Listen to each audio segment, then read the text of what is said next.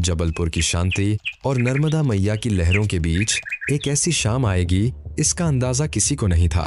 30 अप्रैल 2026 Bargi dam के boat club पर चहल पहल थी। लोग अपने परिवार के साथ सुहाने मौसम का लुत्फ उठाने आए थे। नर्मदा क्वीन नाम का वो क्रूज बोट जब किनारे से रवाना हुआ तो उस पर सवार 41 लोगों के चेहरों पर मुस्कुराहट थी। बच्चे खुश थे और बड़े सुहानी ठंडी हवाओं का आनंद ले रहे थे, पर प्रकृति के इरादे कुछ और ही थे। शाम के ठीक 5:30 बजे अचानक आसमान का रंग बदलने लगा। सूरज की सुनहरी रोशनी को काले बादलों ने ढक लिया और अचानक उठी ऊंची लहरें क्रूज से टकराने लगी। मौसम की इस अचानक तब्दीली ने सबको दहशत में डाल दिया, लेकिन असली त्रासदी तब शुरू हुई जब सुरक्षा की उन चीजों की कमी खली जो ऐसे वक्त में जान बचा सकती थीं। चश्मदीद बताते हैं कि जब क्रूज बीच पानी में था और भयानक तूफान ने उसे घेर लिया, तब लोगों के पास लाइफ जैकेट्स तक नहीं थी। पैनिक यानी अफरा तफरी का वो माहौल ऐसा था कि लोग एक दूसरे पर गिरने लगे। पायलट ने क्रूज को किनारे की तरफ मोड़ने की कोशिश तो की, लेकिन तब तक देर हो चुकी थी। पानी क्रूज के अंदर भरने लगा और देखते ही देखते वो भारी भरकम बोट नर्मदा की गहराइयों में समाने लगी।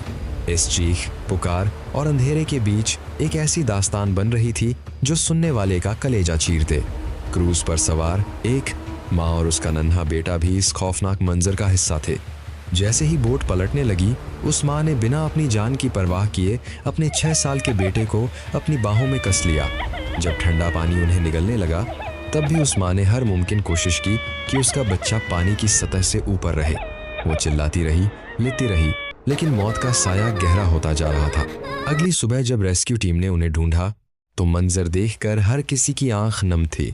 गहरे पानी में भी उस माँ ने अपने बेटे को इस तरह पकड़ रखा था जैसे वो उसे मौत के चंगुल से छीन लेना चाहती हो। दोनों के जिस्म ठंडे पड़ चुके थे, लेकिन उनकी वो आखिरी पकड़ बयान कर रही थी कि एक माँ का प्यार मौत से भी ज्यादा मजबूत होता है। उस रात सिर्फ वो माँ बेटा ही नहीं, बल्कि कुल 13 मासूम जिंदगियां इस हादसे की भेंट चढ़ चुकी थीं। एनडीआरएफ और लोकल मछुआरों ने अपनी जान पर खेलकर 28 लोगों को तो बचा लिया, लेकिन उन 13 परिवारों के लिए ये घाव कभी न भरने वाला था। इस त्रासदी ने जबलपुर को ही नहीं बल्कि पूरे देश को झंझोड़ कर रख दिया। सवाल उठे कि क्यों मौसम खराब होने पर भी क्रूज को चलने दिया गया? क्यों लोगों को पहले से लाइफ जैकेट्स नहीं पहनाई गई थी? क्यों इतनी बड़ी लापरवाही हुई? आज भी बरगी डैम की हवाओं में वो चीखे और उस माँ की ममता का दर्द महसूस किया जा सकता है। ये कहानी हमें याद दिलाती है कि कुदरत के सामने इंसानी लापरवाही की कीमत कितनी भारी हो सकती है और कैसे एक सुहानी शाम पल भर में मौत का मातम बन सकती है।